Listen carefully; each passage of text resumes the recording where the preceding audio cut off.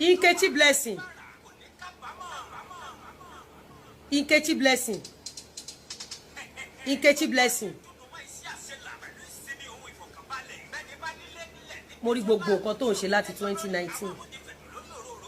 Bó ṣe máa ṣorí burúkú tó nínú ayé níwà tó wà lọ́wọ́ ẹ̀. Tí n bá kọlù ẹ́, ìyá àsunkún kíkorò níbi tó ṣọ́kú sí. Nkechi Blessing. Tí n bá kọlù yálà yá ẹ̀. Ó mọ̀ pé gbọ́n tẹjọ́ ń búra yín níbí báyìí. Wọn ò mọ̀ tàn yá ẹ̀ ní péré. Ẹ̀yin èèyàn wa Lizzy Anjorin tó ti bẹ̀rẹ̀ pẹ̀lú Nkechi Blessing o. Ó ti bẹ̀rẹ̀ pẹ̀lú rẹ̀ ó ṣe àwọn ọ̀pọ̀lọpọ̀ ìpè fún arábìnrin yìí. Ẹ̀yin tèmi ẹ jẹ́ ká wo fọ́nrán yìí láti bẹ̀rẹ̀ títí dé òpin bí gbogbo rẹ̀ ṣe lọ. Lọ́nà Fágbà sábúlé Ẹ̀gbá níbi pẹpẹ soup wọn ò mọ̀ tán màmá ẹ̀. Kódà o ò mọ̀ pé mo mọ̀ yá ẹ̀ dáadáa. Ìyá ẹ̀ ni ò tí ì jẹ́ kí n wá rún ẹ̀ torí mo mọ̀ yá ẹ̀ dáadáa. Mo dẹ̀ mọ̀ ìgbésí ayé tí yẹ ẹ gbé. Nkechi Blessing láti 2019. Mo mọ̀ ìtàn ìgbésí ayé ìyá ẹ̀ dáadáa. Sórí tí mi ò bá jẹ́ kó o ṣe kó o tẹ́. Tí n bá hìtì yálà yá ẹ̀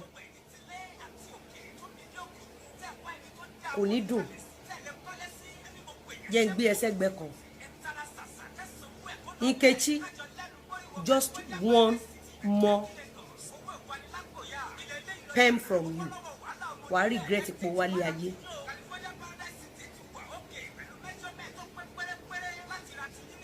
Ìwọ lórí burúkú ọmọ òfò ọmọ ọ̀bànújẹ́ ọmọ ẹ̀sìn ọmọ èpè. Olórí burúkú ẹ bọ́n ṣe tiẹ̀ tó lọ bú àwọn bàbá Nollywood tó lọ ń kúnlẹ̀ fún wọn ní Canada. Ńgbà tó ń ṣe visa Canada ẹ rò pé mi lè bá tiẹ̀ jẹ́ torí mi kì í ṣe olórí burúkú bíi tìyá ẹ̀ Nkechi Blessing.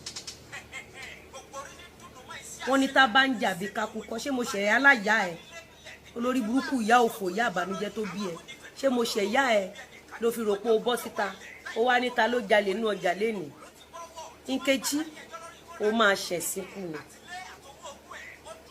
Sórí Àdótòṣì Gistlover tó ń tì yín lọ kọlu ẹni tí ò ṣẹ̀yìn ó mọ nǹkan tó ń ṣe dáadáa. O ò mọ iye ọkùnrin tó ti lù ẹ́ lálòpatì bíi menstruation ẹlẹ́jẹ̀. O ò mọ̀ tàn yá ẹ ní péré.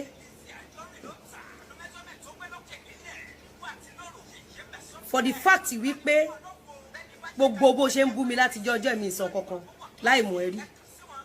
Olórí burúkú Àdótòṣì ẹni òfò ẹni ìbànújẹ́ tó ń gbèjà ó rí ń táyé tí ẹ kù ni. Ó rí nǹkan tí ayé ẹ kù.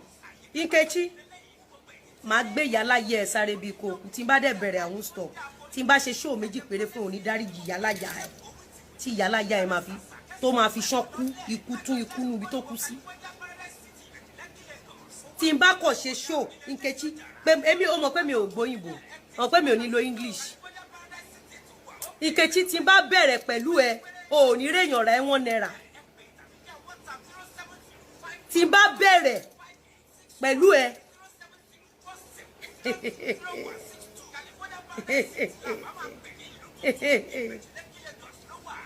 tí n bá bẹ̀rẹ̀ pẹ̀lú yálàyà ẹ Nkechi Blessing Àdótòṣì tó ń gbèjà olórí burúkú akídanidání awáyé má ṣe rere tó ń gbèjà orí tó kù ni orí bí mo ṣe gbé òbò yálàyà ẹ sáré orí tí mo ṣe fún.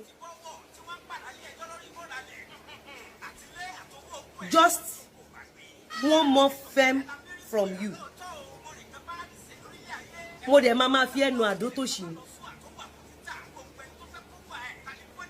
Màá wá gbé ẹsẹ̀ èmi ò ṣe Instagram o gbọ́ mi in as much tí n bá ti dúró sórí ọwọ́ mi Nkechi tí n bá ń bẹ́ẹ̀ pò wàá máa mọ̀ lójú orun kan bẹ́ẹ̀ pò lójú ayé wàá máa mọ̀ kan bẹ́ẹ̀ pò. Nkechi tí n bá ń bẹ́ẹ̀ pò kò sí bọ́jẹ́ bó ṣe lè tà tó ìyẹn furu ẹ a máa wá analyse ẹ ìwọ èṣìṣì ló ń yọ owó mi tí n bá bẹ̀rẹ̀ pẹ̀lú yálàyà ẹ èmi ò máa ń ṣe àwọn tẹjọ máa ń ṣe tí ìjọ tí wọ́n kọ́ bẹ̀rẹ̀ pẹ̀lú ẹ gbogbo àgbáyá mi tìtì torí ẹjọ́ là ń bògùn rò ká tó sà á mi kọ́kọ́ wá fún ẹ ọmọ mi ò wá fún ẹ ẹbí mi ò wá fún ẹ wàá kọ́ believe pé o fẹ́ gbèjà olórí burúkú àdó tó ṣì àbí I'm not your regular customer nígbà tí mo rí kọ́mẹ̀ntì olórí burúkú yálà ya ẹ ní last year torí pé èyí ẹ̀ ni mo fún ẹ one single fem Nkechi fem ọ̀rọ̀ tó sọ ni máa wá fi ṣe show fún ẹ yálà ya ẹ ò ní rúlà tó dẹ̀ máa rí aroma àti flavour èpè gidi wàá máa gbọ́ ọ̀fọ̀ ò ní lè sùn bẹ́ẹ̀ ni mo sọ fún ẹ because mi ò màrífín tó wà láàrin èmi àti yálàyà ẹ mi ò mọ tí mo gbà lọ́wọ́ olórí burúkú yálàyà ẹ tó jẹ́ pé wàá máa throw shade sí mi ò mọ